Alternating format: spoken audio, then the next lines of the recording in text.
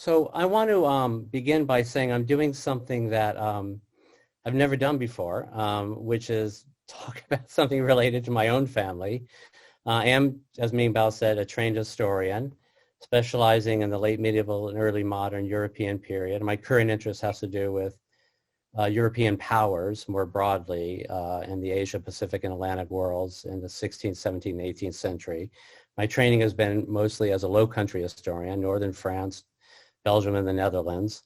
And so I'm not only doing something I've never done before, talking about a family story, but talking about two areas I actually know nothing about, really. One is China in the 20th century, and the other is Germany in the 20th century. So I've relied on some of you and family papers and reading to really discuss something that I actually have myself no professional expertise in. I'll explain how I decided to do this presentation and thank to Ming Bao and David and the center staff for inviting me.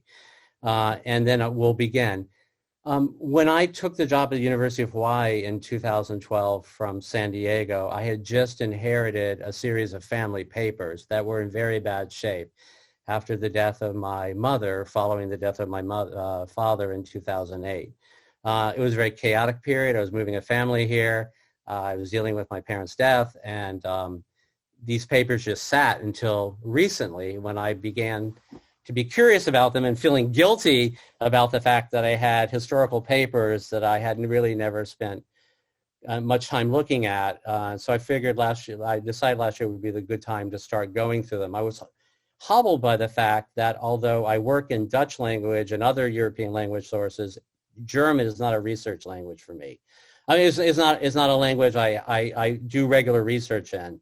I am able to read German, but I had to revive it for the sake of going through these papers. And all of us here who are scholars know it's no simple thing to revive a language that you had partially in the past. And so that took effort too. I was actually disappointed I had to set aside my study of Hawaiian to return to Old College German, but that's what I did in order to start going through some of these family papers. And so when I did, I began to realize I had a pretty rich set of sources concerning a chapter of European history and global history related to the German Holocaust. But it's not a typical story.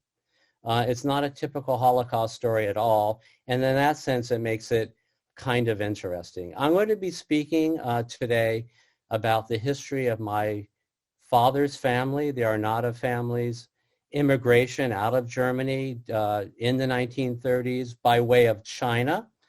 And then that chapter of the history, but it's a larger history that involves returning to Europe briefly and then settling in Bolivia, Cochabamba, Bolivia for 7 years before eventually immigrating to the United States.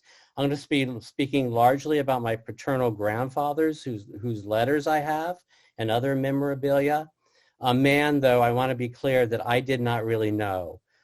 He died when I was a little child, and I come from a very large family of 7 children, second to the youngest, and I have vague memories of my German grandmother and grandfather, but I certainly never had the chance to talk to them in any mature way. I mentioned briefly my father, who was, of course, a German immigrant, came to the United States at age 18. English was his third language after his native German and Spanish. And he has his own interesting story. I'll touch upon it briefly. But this is really, again, a family story.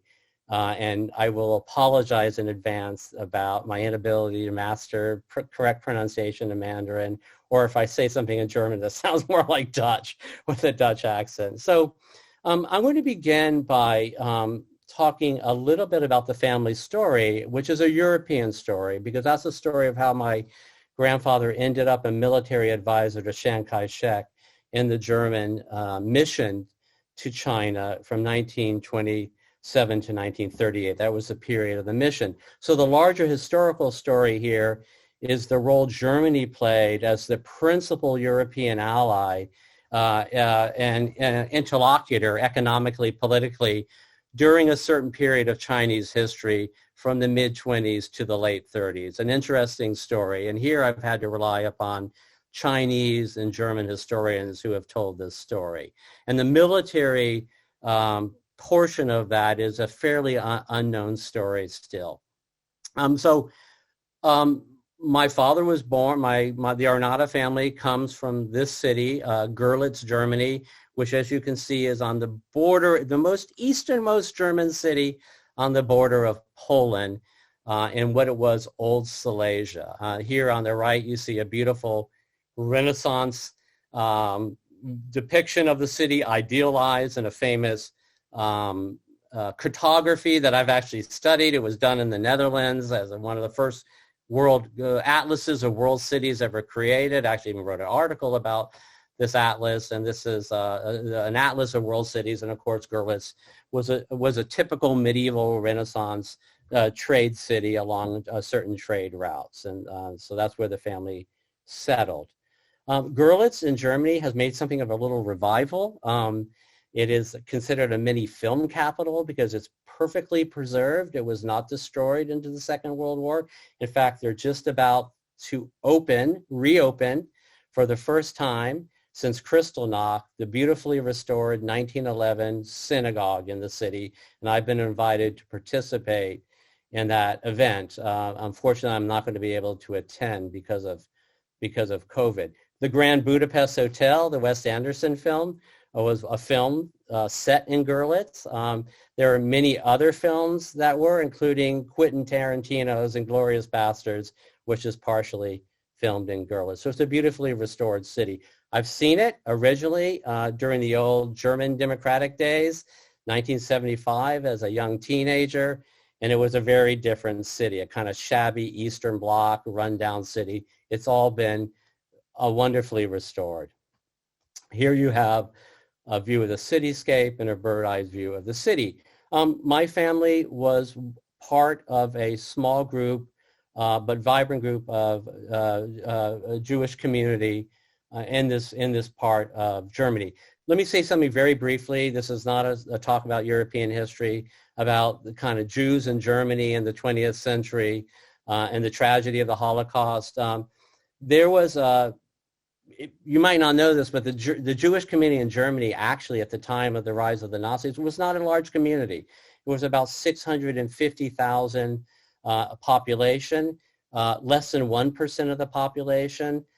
It was, of course, highly scapegoated, obviously, but it was among the most assimilated Jewish communities in Europe in that era, and that perfectly describes my father's family, an assimilated Jewish family. In fact, so assimilated that they stopped practicing their religion in 1900. And in fact, that was not atypical. About 15,000 Jews of that population or so had really stopped practicing the religion, fully assimilated, non-religious, and so forth and so on. It was also a very well integrated community, especially professionally. More than 100,000 of this German Jewish population served in the First World War fighting for Germany, and at least 12,000 were killed in Germany at this time. My grandfather, Kurt Arnade, was among that group of German assimilated Jews who fought and served in the First World War. My family, which originally came from Breslau and Wrocław, which is now in Poland, were very well known in the city of Görlitz and were among the most prominent assimilated Jewish families. And that is because they had the largest suitcase factory and leatherworks factory in Germany. And here you have a picture of that factory and the original one of the catalogs of the factory. And you can see they were really into leatherware, suitcases, pistol holders, and all sorts of products, which I have found on eBay today. You can buy a German pistol holder made by the Arnade family for hundreds and hundreds of dollars because these are collector's items now. I have none of them. My grandfather, Kurt Arnade, was a German military officer from an assimilated Jewish family. And so it sort of describes the kind of conservative, assimilated, fully nationalist Jewish family that is in part a story of the larger Jewish community in Germany at this time. And so I wouldn't say that it was a typical story, but one is often surprised. Students are often surprised here. I was often surprised to learn. I was surprised to learn as I began to read about the German Jewish community in the 20th century that there were quite conservative, fully integrated, very nationalistic German Jews, and that describes the Arnade family perfectly. My grandfather was a nationalist. He was conservative. He was a military officer. Here you see him with his Iron Cross in the First World War. And, you know, it's quite a different image of one has kind of typically of this era of what a kind of Jewish family would look like in Germany in the 1930s. I just want to show my father. I've never shown a picture of my father. On the left, that's my father as a child at the suitcase factory, you know, with a picture of the suitcase, quite a cute picture. That's my father later in life. He was born in Germany, the son of Kurt Arnade. He immigrated to China with my family, 1936 to 1938. Was raised as a teenager in Bolivia, and then immigrated to the United States at age 18. And he was a university professor like me. So I went into the only person in my family that went into the family business. And he was a professor of Latin American studies and international politics. And his real passion as a professor was revolutionary movements in the developing world. And so I was raised partially overseas in Africa, Asia, anywhere there was a revolution, a leftist revolution, there we were found. And I want to say that the interesting family story here is that my grandfather was an extraordinarily conservative German, even though he suffered and lost 10 family members in the Holocaust. He was a conservative.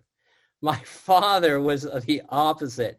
He was a left, liberal, progressive, internationalist, socialist when he was in Bolivia. So they couldn't be two more divergent people who come father and son. And one often sees this in families, and this is absolutely the case in my family. Just a couple of interesting things about my father was he had 3 very famous encounters, and nobody ever believed him, but they happened to be true. In 1935, my father met Adolf Hitler swimming in a lake when his own father was on a military retreat. Hitler happened to be there. It's a long story. My family was extraordinarily nervous. I didn't believe this story. Nobody believed my father's story. He met him swimming in a lake.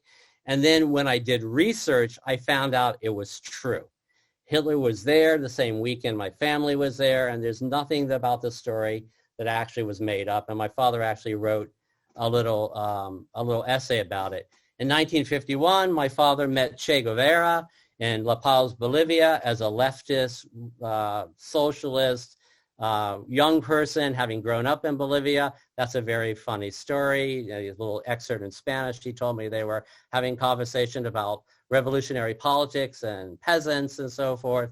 And in 1955, my father met Fidel Castro in Tampa, Florida, when Fidel Castro was raising money for the Cuban cause. And my father was a young faculty member at the University of South Florida, interested in leftist politics, able to speak Spanish, wanted to meet Castro. They had a very interesting meeting. I actually did an interview with a reporter and a writer about 3 years ago about this incident. So I'm not going to be speaking about him, but he also had quite an interesting life.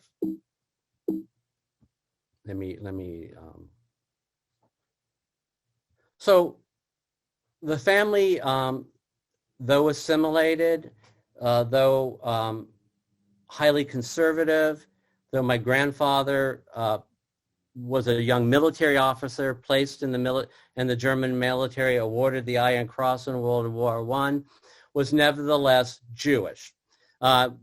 According to the racial laws of Nuremberg, the Nuremberg era decree, it didn't matter whether you practiced or not. It didn't matter whether you had married non-Jews or not. It only mattered if you had a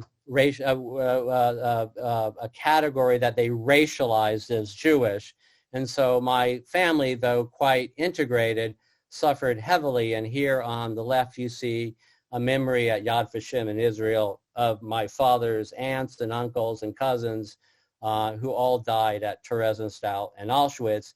And on the right, something very precious to me that I actually found in these papers is the identity card of one of my father's aunt who perished at Auschwitz.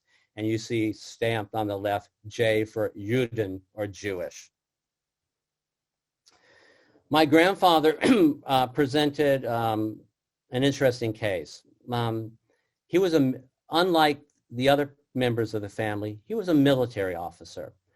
He had left the military in 1920 after World War I, and the Treaty of Versailles demilitarized Germany and punished it heavily for its supposed aggression in the First World War.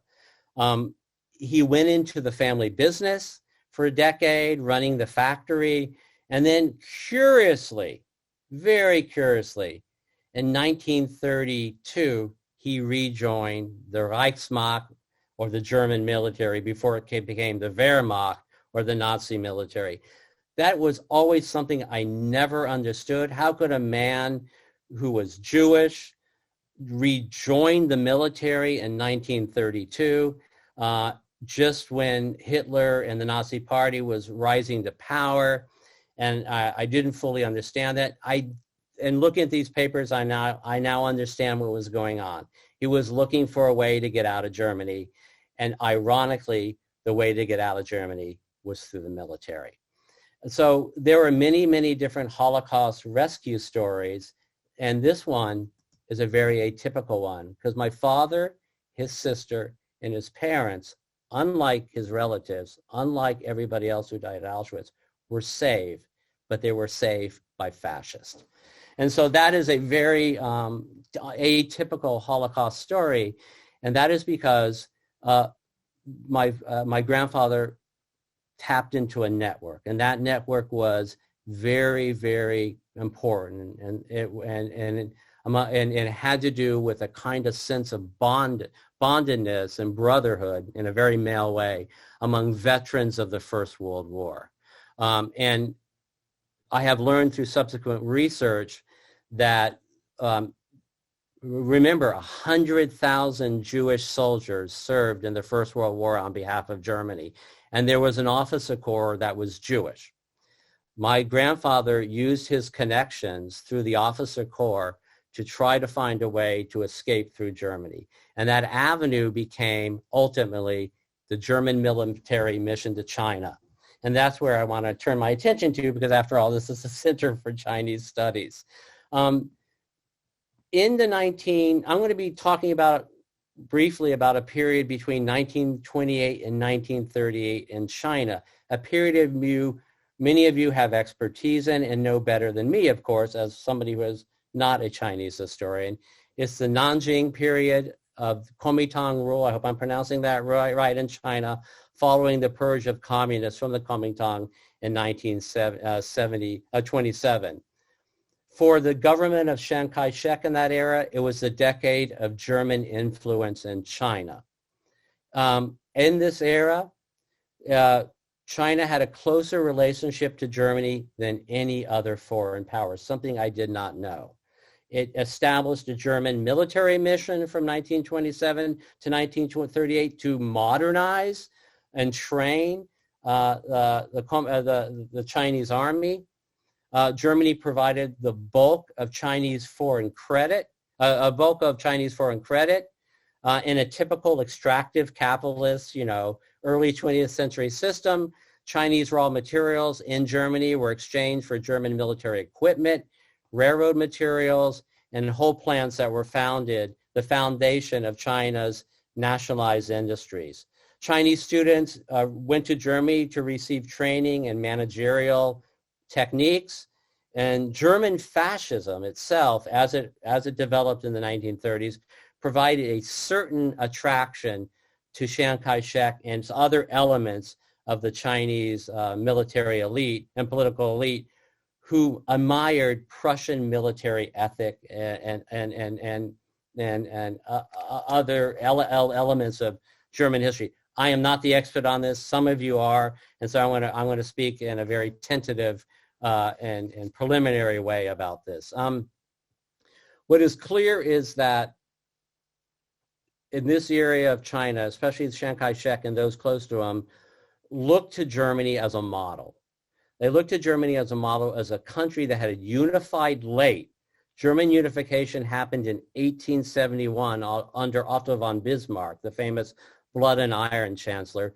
But German unification happened around a kind of loose confederacy of principalities and states. That goes all the way back to what era I specialize in, the medieval period, early modern period, where Germany has always been a kind of federation and collection of principalities, duchies, city-states, territories, and so forth. The fact that under Otto von Bismarck, the German Confederacy of some 25 different states were unified, modernized into a kind of modern nation state was of interest in this period of 1928 to 38, the Nanjing period of Kuomintang rule, after the purge of the communists.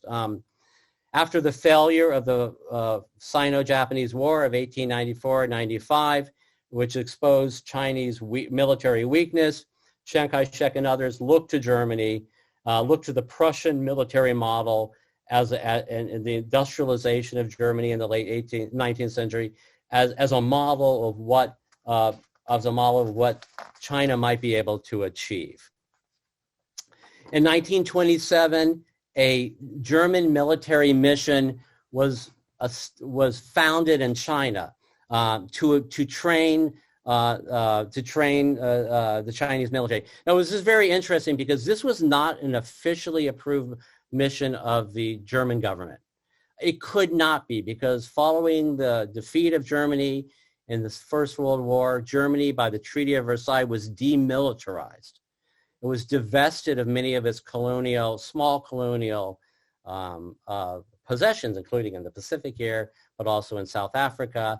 And so Germany could actually not have an official military mission. So what was established was a private military mission. And it is that private mission, ironically, established by often conservative and some proto-fascist German military officers, that actually became a pipeline in the mid-1930s to save German Jewish military officers looking to escape Germany. And that included my grandfather, Colonel Kurt Arnade. And here you have a letter of arrival in German from my grandfather to General von Falkenhaus, the head of the German military mission in 1936, saying he's arrived in Shanghai. What was this German military mission? I'm showing you Max Bauer, the founder of the German military mission in 1927, and then Alexander von Falkenhaus, the final head of the German military mission in 1938. They bookended about 3 other heads of the military mission, but these 2 were the most important and the most interesting figures. And it was Alexander von Falkenhaus who rescued my father's family, brought them to China, and then was recalled with the rest of the officers in 1938, and I'll explain that in a minute. In researching a little bit about the German military mission, I learned there were about 100 officers who served in this short period of training Chiang Kai-shek's army. So about 100 people, of which one of them was my grandfather. There was a great deal of interest on both sides in this relationship. In China, of course, I've explained, it was the attraction to Germany as a model of industrialization, unification, and militarization. For Germany, suffering from defeat during the Weimar Republic of the 1920s and on the onset of early fascism in the 1930s, it was a way to circumvent the restrictions of the Treaty of Versailles. to develop military techniques and to explore economic and military relationships under the table to skirt some of the restrictions imposed by the treaty that was imposed upon Germany after its defeat in the First World War. So there was a kind of win-win for both sides. There was also, as I said, and here I'm on tentative ground because I'm not a Chinese historian. You can help me out here. There was a very strong attraction to China by Chiang Kai-shek and men around him in this area.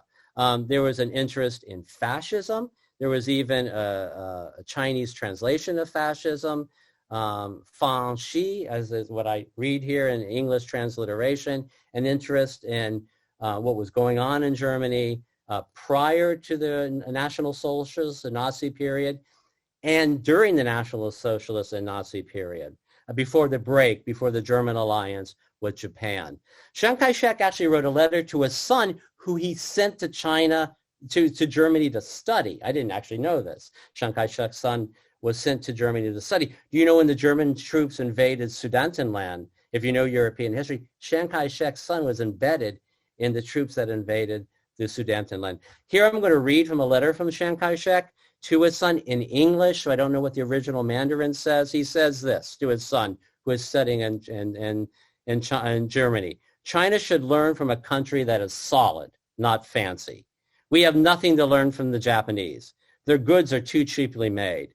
The Americans are too fancy. I don't wonder what the Mandarin word here is actually. The British too slow. Germany is the only country from which we can learn something. They can give us the base from which to develop our own style, firm and solid. All right, so among the other things that the German military mission did was establish, importantly, military academies to train Chinese officer corps. That is what my grandfather did. He was a teacher of military fortifications and engineering in Nanjing. And because he was in Nanjing, the other thing that my father and his family experienced was the great rape of Nanjing, which I'll talk about in a minute. I also was curious in exploring this Chinese relationship to Germany at this time and how the Chinese thinkers and military advisors and others associated in this era thought about German anti-Semitism or German racism towards or typical European understandings of Asian and other peoples. And in reading some Chinese experts, and I want to thank Shauna Brown for alerting me to William Kirby's book, Germany and Republican China, which I've leaned on heavily, there was just a simple ignoring of the anti-Semitic or racial ideology of National Socialism, or even Germany in the 1920s prior to National Socialism, but kind of setting aside of that for the kind of statism or authoritarianism that was an attractive option in terms of modernization of the era. And here I leave it to you as experts in history of China to explain that more to me. Certain movements in China at this time, the New Life movement, as it's called in English, was deeply influenced by what was called the Folkish movement in Germany, which is kind of proto-fascist, blood and soil nationalism. All right, we're looking here at the two of the founders, the founder on the left of the German military mission. Let me just say something very quickly about Max Bauer. Very interesting character. What describes both these men here, what characterizes both these men here is their interest in Asia as German military men. Max Bauer had spent time in the Soviet Union, Argentina, but also Japan. He was actually exiled from Germany from trying to overthrow in 1920 the Weimar Republic, which had just been established in 1919 as a part of a military coup. So he had to leave, and where he ended up is China in establishing this military mission. He, though a proto-fascist, had a great deal of interest in Japanese and Chinese history. He studied Chinese, and he kept actually a diary of his travel reports, that was called the Chinese folk character, the Chinesische Volkscharakter. And I mean, I haven't seen it. It's an archival document, but I'm sure it's quite interesting. He was the founder of this military mission, but it was concluded under Alexander von Falkenhausen in 1938. It was concluded because, of course, Germany under Hitler struck an alliance with the Japanese and dropped the Chinese. And so in 1938, this military mission was ended and all officers were recalled to Germany. Alexander Falkenhausen was the head of the military mission and the person who was responsible for bringing my grandfather, my father and his sister and my grandmother to Germany to rescue them. So here's another irony that I want to dwell on for a minute. This was obviously a mission established by a fascist, Max Bauer, a man exiled by the Weimar Republic for trying to overthrow it, right? In alliance with Chiang Kai-shek, who was interested in German, Prussian nationalism, military modernization, how you created a nation out of a plurality of heterogeneous, decentralized past. And Germany was, again, the largest trading and partner and kind of interlocutor with China of European powers of this era. But something interesting happens in this military mission, which is it begins by 1934 to become a escape route to people like my grandfather, Jewish military officers. Jewish military officers who were at their end point. There was no other option. You were either going to escape or die or be executed eventually in the concentration camps as they were being established, or purged, of course. A very crucial rule of February 1934 Aryanized the German military. The Reichswehr became the Wehrmacht, and the German military was not German military, which had historical power as an institution, was not actually immediately Nazified. The old Prussian officer corps, if you can understand, if you're not a historian, the kind of old guard prior to the rise of the Nazis, the conservative old guard with its roots back in the German nationalism of the 1930s, often saw the Nazis as upstarts, vulgar, arriviste, whatever you want to call them. So the Nazification of the German military happened in the 1930s and 33, 34, 35. 34 was a crucial endpoint. The German military would be fully Nazified. Officers who were not Nazis were to be purged, and certainly Jewish officers were out. And that was my grandfather. He had rejoined the military in 1932, I'm convinced now, not because he wanted to be a Nazi, but as a conservative Prussian nationalist, his world had been turned upside down by the rise of Nazism and National Socialism, and he was looking for a mechanism to leave Germany, and that mechanism was Alexander von Falkenhausen brought him to China. Why? He and Alexander Falkenhausen came from the same part of Germany. They went to the same military academy in World War I. This was all about bonds of kind of the old militaristic male bonds of brotherhood. The World War I veterans who are going to spread a protective hand around one another, and where possible, where the commitments prior to fascism, even given the deep anti-Semitism, the commitments of military loyalty going back to the officers of the First World War who were Jewish helped. And it certainly was what rescued my father's family from Germany. This is a business card of my grandfather. Here it is in Mandarin, and of course on the right, once he got to China. This isn't actually, I know we're getting short of time, this was an award from Chiang Kai-shek from his military service. I want to thank Ming Bao and Shauna Brown for helping me translate it. This is my grandfather in China. Now, when I show this picture, and I've had this picture for a while, the first thing my friends say is, why is your grandfather a Nazi? And this is often very funny. This is the German military uniform, right? This is the Reichsmacht's uniform. This is not yet the Wehrmacht, right? And so this is what a German military officer wore, whether he was Jewish or non-Jewish. And so that is my grandfather. That's my father on the right. That's my aunt, both deceased, on the left, and that's, of course, obviously the servants in their household. This, to me, is a very poignant picture. This is my father in school, in a German school in Nanking, and they're giving the Nazis salute. Now, I just showed you a picture of my father, who was a leftist internationalist, who was more interested in socialism and communism in the developing world, as it's called, and than anything else. So the fact that as a child, my father had to actually go through this is something that must have been amazing. Of course, as a child, he didn't know what his politics was, but it's something that I look back on and think, oh my God, how did this socialist, what was this like, experience this as a child in a German school in Nanking in the 1930s.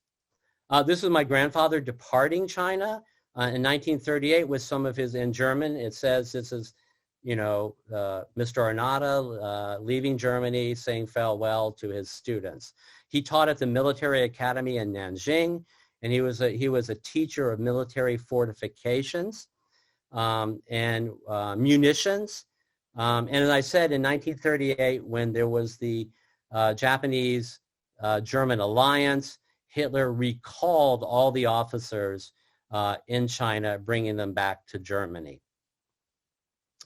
This is a letter from a Chinese student of my grandfather thanking him for training him. It's written in pretty impressive English. And through these letters, I have figured out that the language of instruction at the Chinese military academy run by the Germans was English, or it was through a translator.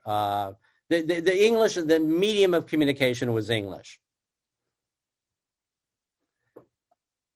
One of the things that my grandfather experienced was the massacre of Nanjing. And that's a very poignant thing. And I don't think in my own life I paid enough attention to that. One of the things my father always told me when I asked him about his politics was that there were two events that really shaped his life. One was the European Holocaust, of course. That was the key event. He was a Holocaust refugee, and the loss of 10 of his family members at Auschwitz and Theresienstadt. And remember, these were deeply conservative Germans, Jewish Germans, deeply conservative Jewish Germans. So the shock of that. And the second was my father experienced the massacre of Nanking, and that I don't think I processed well enough. They were there. My father's family was sent to, my father and his sister and my grandmother were sent to Shanghai during when the Japanese invaded Nanking, but my grandfather was there.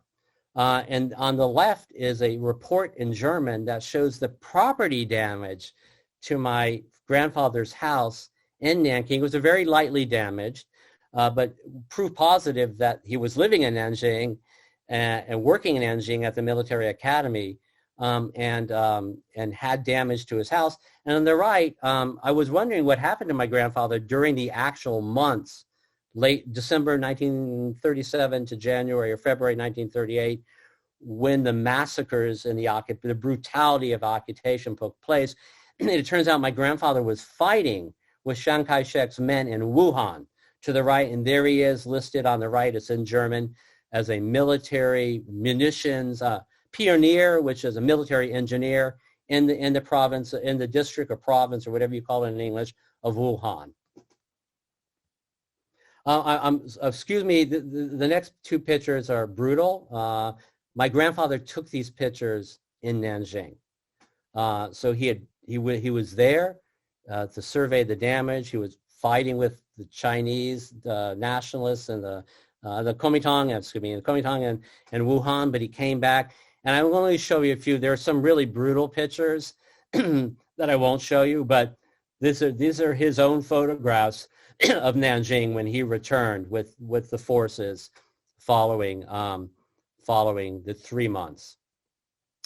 I want to conclude by showing you that my grandfather actually wrote an article about Chiang Kai-shek in 1949, about the nationalist chances of winning. And it's an article I have, and it's fairly European in its attitude about how undeveloped the Chinese are, how poorly trained they are, how they have an ethos of different from the European ethos, and that all this advice he had given was not followed.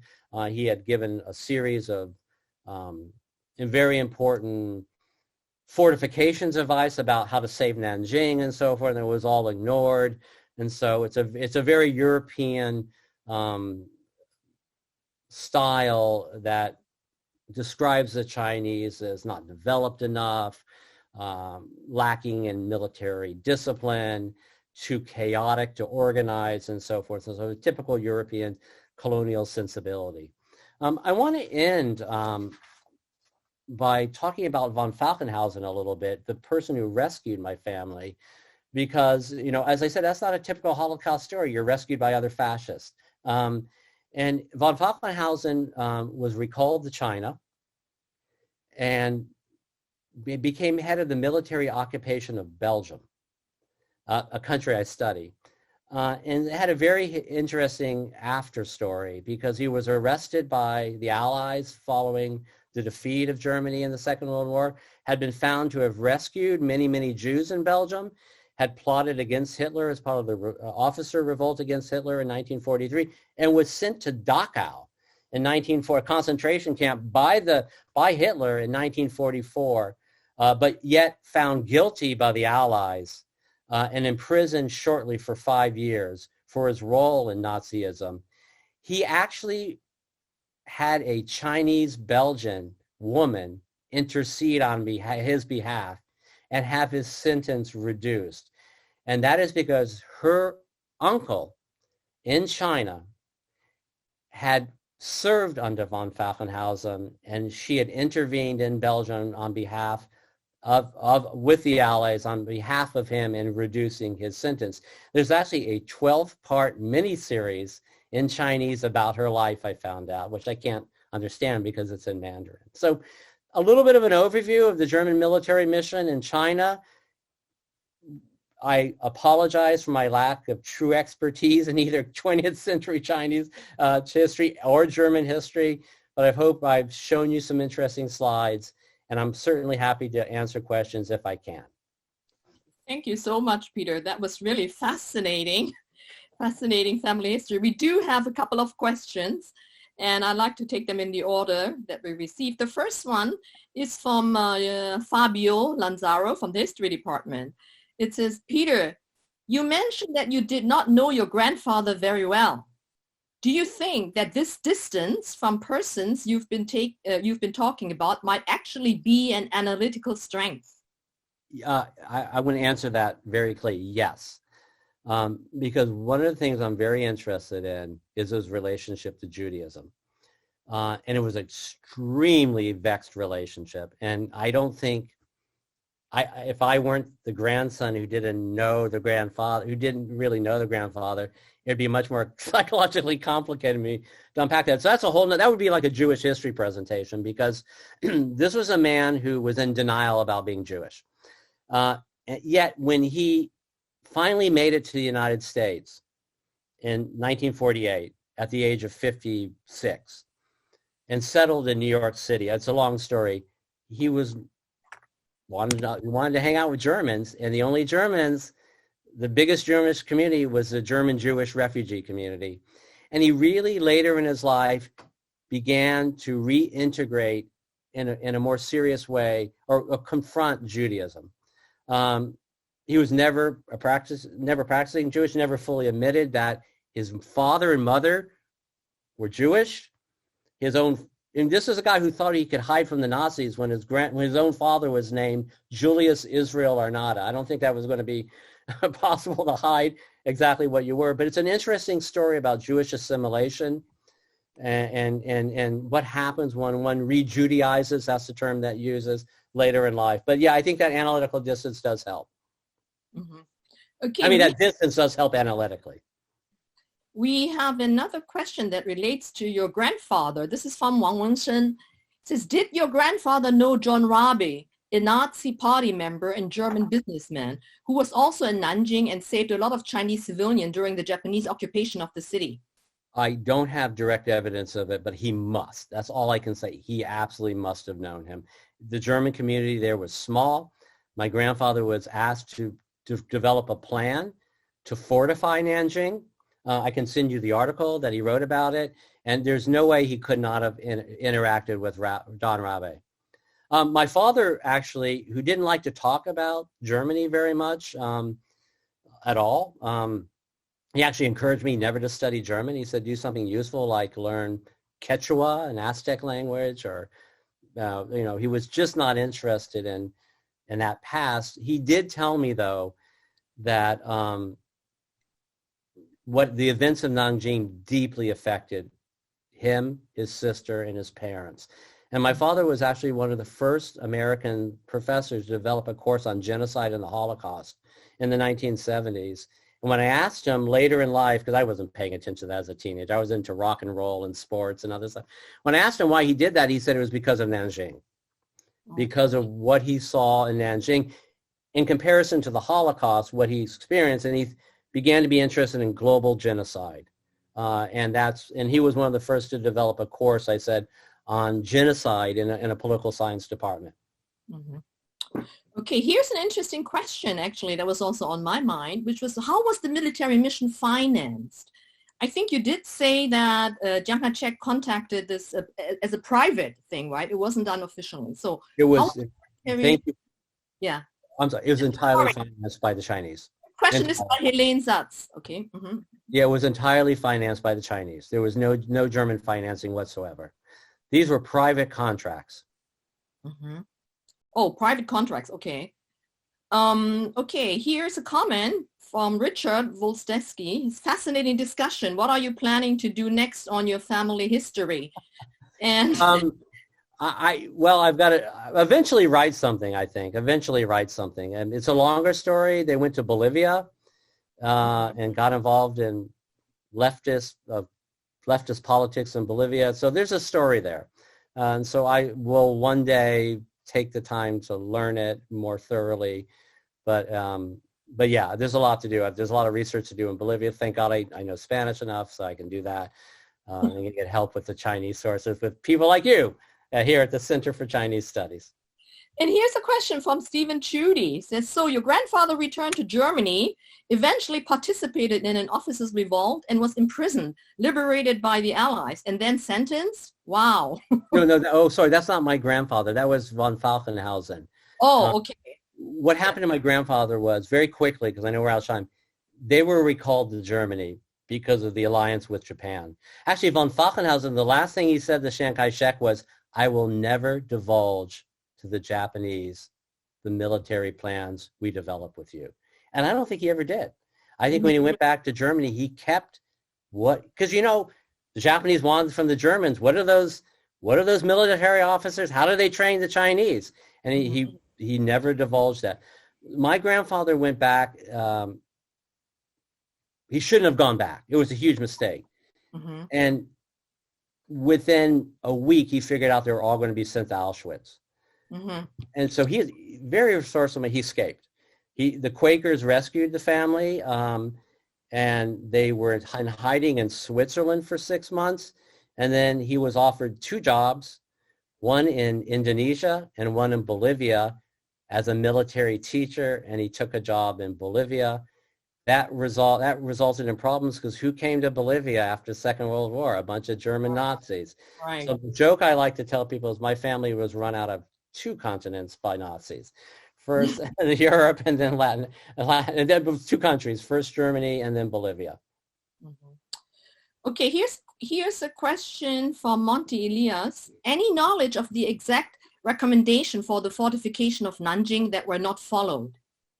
I have it. Yes, I do. I don't know how detailed it is. It's in that article I showed you that he wrote for a United Nations bulletin. And I have a lot of family papers. It's not clear, but I have a lot of family papers. Yeah. Okay, so we have 2 questions that follow, about your grandfather and Jewish officials. One by Robert Littman. As a former German military officer, how did your grandfather get a visa to enter the USA? And Wang Wenshun's question is similar. How many Jewish officers were able to escape from Germany through the military mission to China? Okay, great questions. I don't know how many German military officers. There was a good dissertation, and I should have acknowledged it. Robin Rodriguez, in 2011, Ohio State University history PhD on the German military mission to China. She's actually here in Hawaii working for the Army, and she's planning to publish it. So I can ask her that. I don't think we actually know. I've asked Robin this. How did my grandfather get a visa to the United States? That's very clear. That's the next chapter of the story. He became an informant to the predecessor of the CIA after the World War II as a German military officer, informing the U.S. government about Nazis in Bolivia. And because of his work on behalf of the predecessor of the CIA about the German networks, because these were his enemies, of course, he was granted, the entire family was granted in 1947 immigration papers to the United States. Okay, a question from Yuma to Tani. Could you tell us a little bit more about the scope of the records kept by your grandfather? That is it focused on documents dated 1927 to 1938, or does it go beyond the temporal dimension? And what are your thoughts on your grandfather's purpose of keeping these records now that you have received them? They've been ignored for 50 years. They're in terrible shape. They suffered through Florida humidity where I grew up. My father looked at them, but didn't do anything with them. He was interested in other things. And, you talk about psychology. They were just very different men. One conservative, the other progressive, different generations. And so they are letters. They are memorabilia. I have about 11 photo albums, which I'm going to be digitizing. So they're a mishmash, but they are fairly reflective of the China and Bolivia periods and also the family story. There's a great deal of attempt to get back a huge amount of assets lost in Germany. Houses, factory, bank accounts, lands, all gone. And there was a huge amount of effort to seek restitution, none of which happened. Okay, there's another question here from Jonathan Pettit about the documents. Are there documents from the German mission preserved in German or Chinese archives? Yes, there's a lot in Germany. I don't know what's available in China. I suspect there's a lot in Germany. I've not looked at them. Of course, this is not my specialty and may become later something I want to do. But as I understand, there's a lot. I have a book here. I showed you two, like my grandfather's house damaged, and also evidence that he was fighting in Wuhan with Chiang Kai-shek's men. Those are from the German military records, and archivists in Germany sent me those when I inquired. You have a question from Kapali Lion. Thanks, Peter. Was your grandfather still part of the army while serving in China after 1934, or was he an employee of the mission? He was an employee of the mission. All Jewish officers were summarily dismissed. I have a 1938 document from Berlin denouncing him as a Jew, and it's 17 pages long of every asset of the family that was confiscated. Huge. It was a wealthy family. They lost everything. Okay. A question from Jordan Ascensia. Do you think that China, if Germany hadn't signed a pact with Japan, would have tried to contact Luftwaffe pilots instead of U.S. Air Corps pilots for the Flying Tigers? They did. This is something I'm learning. The problem was the Treaty of Versailles, right? During the Weimar period, Germany could not provide what it had. And then under the Nazi era, of course, it remilitarized, and had there not been an alliance with Japan, there obviously would have been the continued alliance for military and other support with Germany. Okay, a question from Karl Ackerman. Did your grandfather happen to meet the Soviet representative to China, Borodin? There seems to have been a transfer of from Soviet to German military help here. That's correct. I don't have evidence of that. I don't know that. It is true that Sun Yat-sen, of course, worked with the Russians, right? and Yes. following the purge of the communists. I mean, I do not know this history. I'm not an expert. You are. You collectively, the audience, the alliance was switched from Russia to Germany. But I don't, he may have, but I have no record of that, anything I've seen. Mm-hmm. Okay, a question from Patrick McCrindle. Peter, thank you for conducting this talk. It was fascinating. What made you want to share the story? Is more just trying to shed light on the unclear and untold time in history, or is it more trying to reconnect with your family history in a historical way? Great question. I said no to this presentation twice. Ming Bao convinced me to do My it. fault. Yes, I made it. I have never, ever talked about anything related to my family. This is the first time ever in front of a group of faculty. So I was just invited to do it, and I think I mentioned to Ming Bao that I had been going through papers. I should also mention another thing that inspired me. I have actually applied for German citizenship. I am, as a direct descendant of somebody stripped of citizenship, according to German basic law, that's the term, I'm eligible for German citizenship.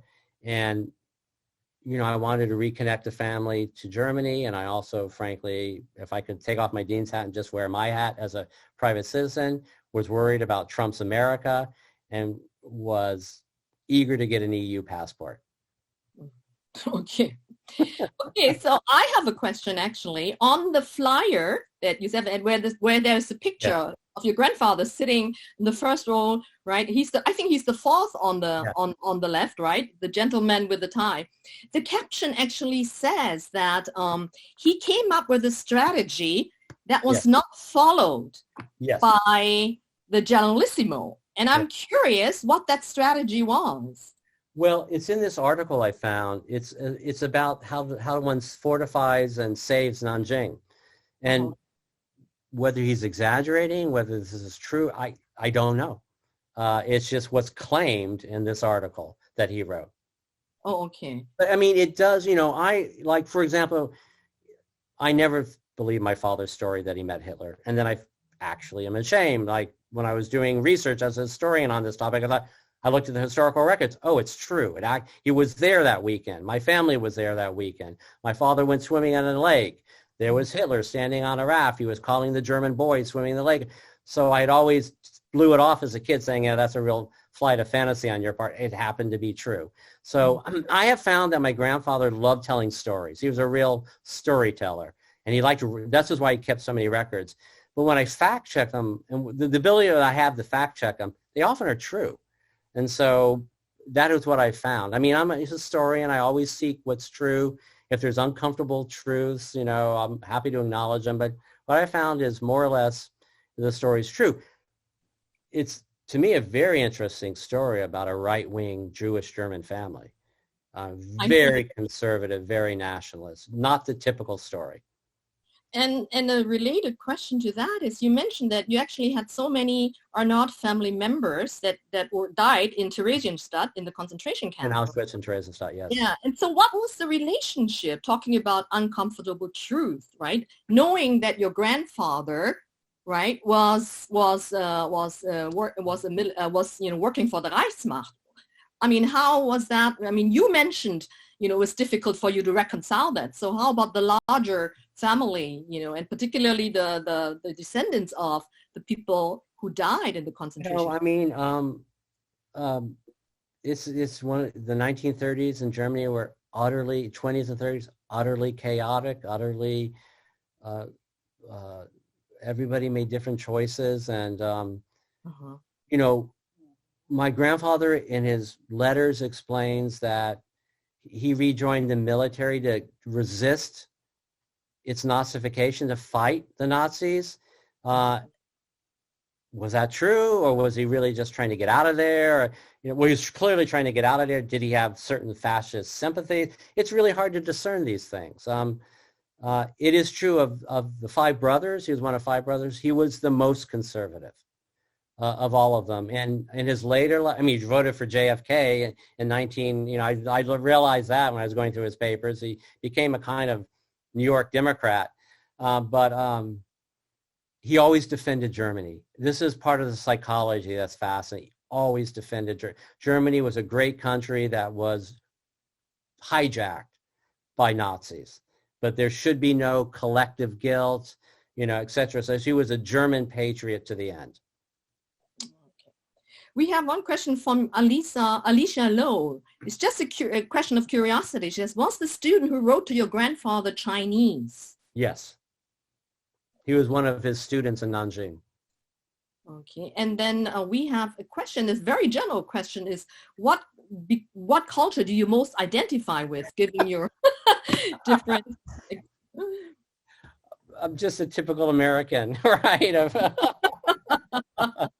I was not raised Jewish. My mother's from the Midwest, and my father was not religious. So I, like many of us, especially here in Hawaii, we're of different heritages. Have you gone back to Germany and visited these places? Have you been to Görlitz and to Regenstadt? Well, I've curiously ignored it for a long time, but I've gotten involved in a way I didn't think I would in the reopening of the synagogue this December, so this month. And there's an effort, it's a long story, there's an effort to reestablish a small Jewish community there. I've been asked to sit on a board. Curious things happen in one life, and this is a curious set of events that have happened. So I'm supposed to go post-COVID to meet the mayor and do a bunch of other things. So it's disrupted my study of Hawaiian, but and I have a little bit of a busy job, as you know, but I'm going to probably continue to get someone involved. So yes, I'm planning to go next year. I have a question about your grandfather's. I mean, he did spend quite some time in China and in Nanjing. He had a household. He raised his family there. Did he ever talk about his connection with Chinese people? What were they? And can you maybe say something about what did your father perhaps My father loved to talk about his 2 years in China because what interested him was not Europe, right? It was Latin America, Asia, South Asia, Southeast Asia. And so he would share with us memories of China, the household, the people, his teachers. My grandfather reflects about the China period a lot, but he spent 7 years as a military advisor in Bolivia. And then he had to grapple with the coming of the Nazis and then getting out of there and becoming a CIA and predecessor of CIA. So he wrote much more about Bolivia. And my father, of course, his whole teenage years were in Bolivia. He was a Bolivian German. That's how I understood my father, a Bolivian. He was more comfortable speaking Spanish than he was English. He rarely spoke German. But he could understand German, right? Oh, he's fluent. I mean, he was accentless. When he did, he visited me as a doctoral student, and we went to Germany, and he was a native speaker.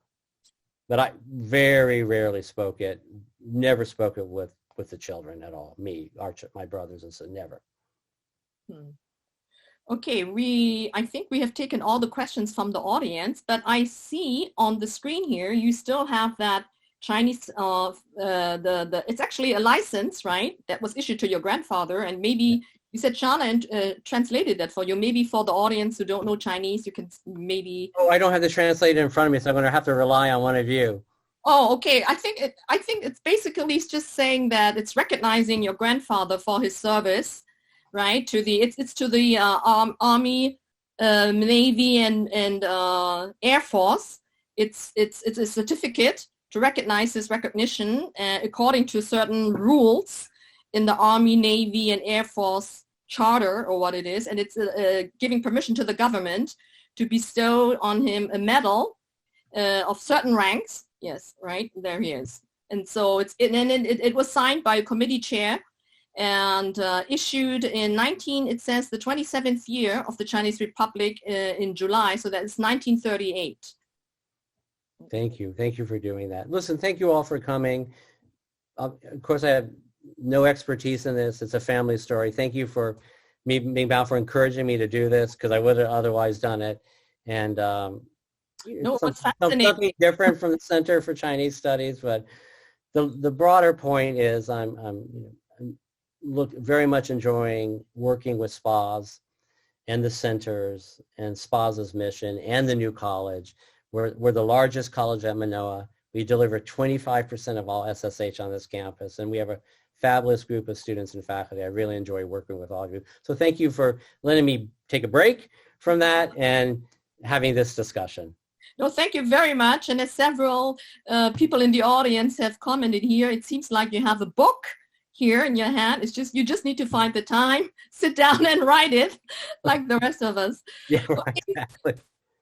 So on behalf of the Center for Chinese Studies, I'd like to thank everybody for signing in. We had about 70 people in the audience, and I'd like to thank the audience for their questions. They were very interesting, and I hope we answered all of them. But in case we haven't, we actually keep a record of it, and we'll send it to Peter. And if Peter perhaps has time, he could you could reach out to him individually via email and ask him that. And again, to remind you, this session was recorded, and a file will be uploaded to our CCS website. So the CCS website, or maybe on Instagram, I don't know Instagram, but you can check on both platforms to see if there's a copy there, right? So with that, thanks to all of you. I saw some questions in the chat I didn't see, so is there if you're really interested, I'm happy to explain more, and thank you for your interest. Thank you for taking the time to come. Yes, and thank you everybody, and please don't forget to fill out our survey. And this was our last event, and we're working on the program for next semester, so please stay tuned, check on our website. We'll be able probably to publish a program flyer by the middle of December. So with that, thank you everybody. Have a good end of the semester, and see you all next semester. Okay, bye-bye. Be well, everybody. Thank you very much. Bye-bye, guys.